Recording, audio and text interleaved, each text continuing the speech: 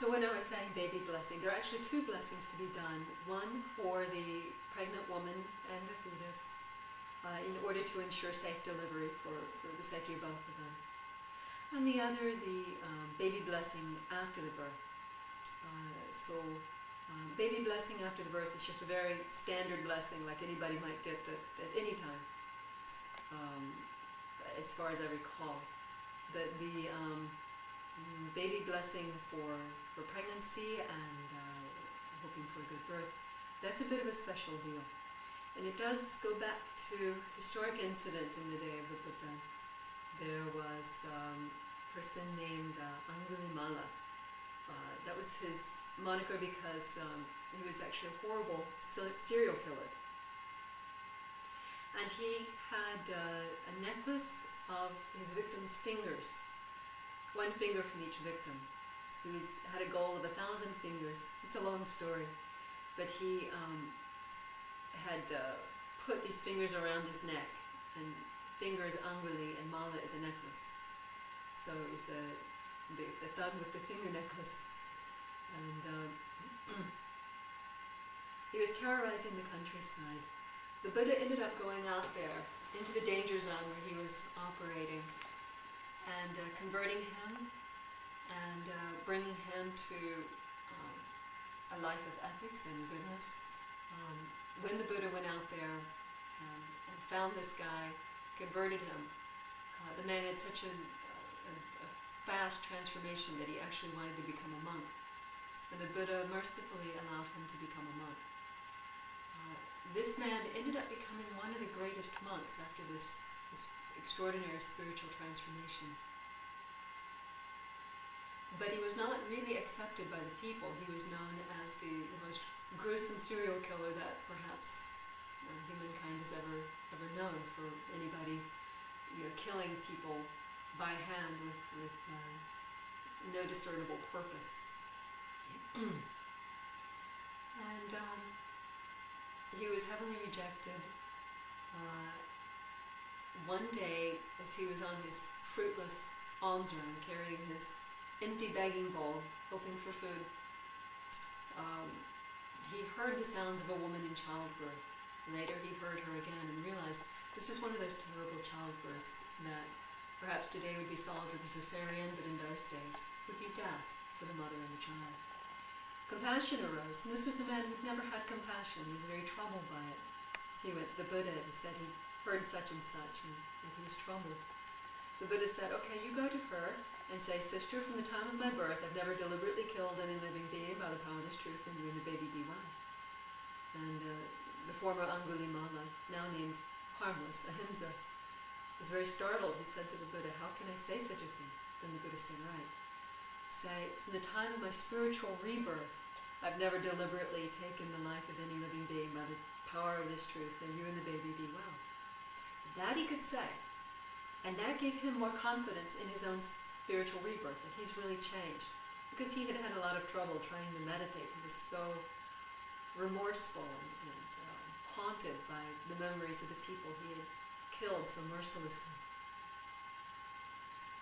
So the family was informed. They set up a screen, and the monk, the former Angulimala, went there and said to the lady, sister, from the time of my spiritual rebirth, I do not recall deliberately killing another living being. By the power of this truth, that you and the baby be well. And right away she delivered safely. She and the baby were well and safe. Well, the word of this really spread. People realized that the horrible serial killer had changed so much, he could now give life, save life, rather than take it.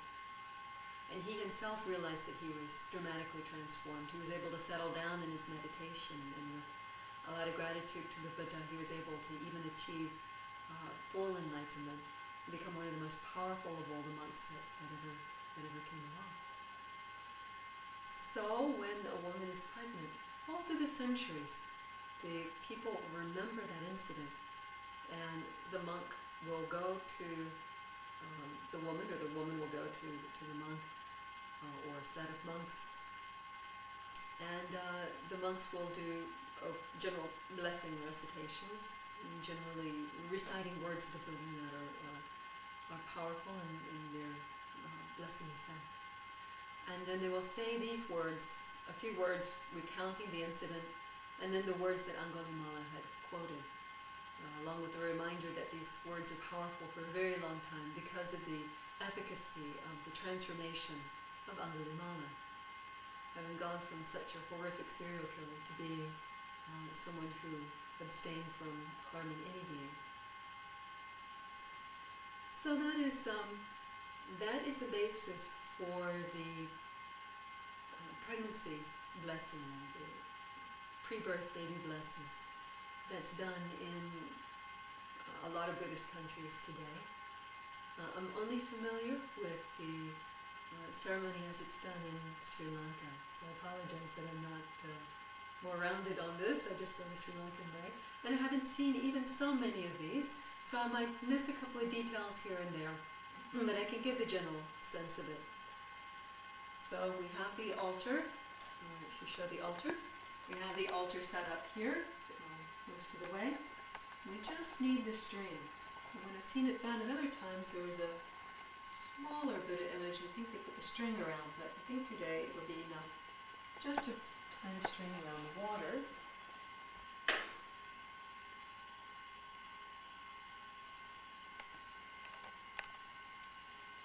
Actually, we can get this Buddha image. Then everyone present holds the string. This is the Purity string, the protective blessing string. This string has been hanging out here at the temple for years and has been there with a lot of all kinds of blessings and recitations of great truth. So they might have picked up a few good vibrations. So if my camera friend would take a piece, over this.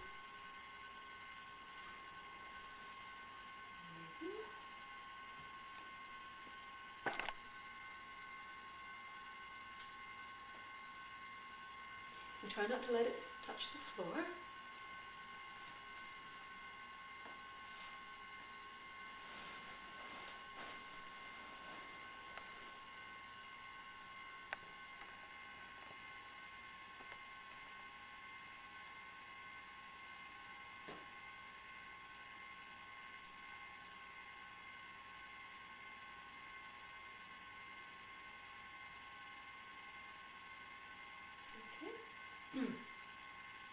So in any blessing ceremony, in the way that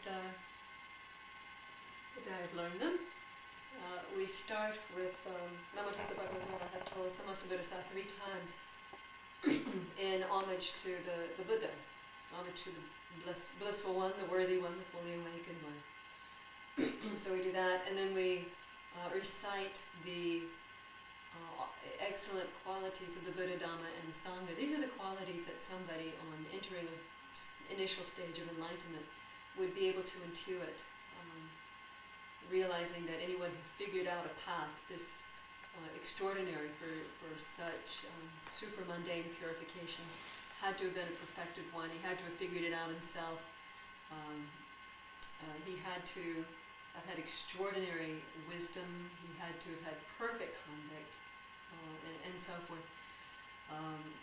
That the teaching is directly visible, unaffected by time, calling one to come and see, leading onwards, to be realized by the ones, and so forth. So we have these qualities that we know of Buddha, the historic Buddha, the enlightened one, the great teacher, the Dhamma, his teachings, and the Sangha, the enlightened people, those who have followed Lord Buddha's path to enlightenment.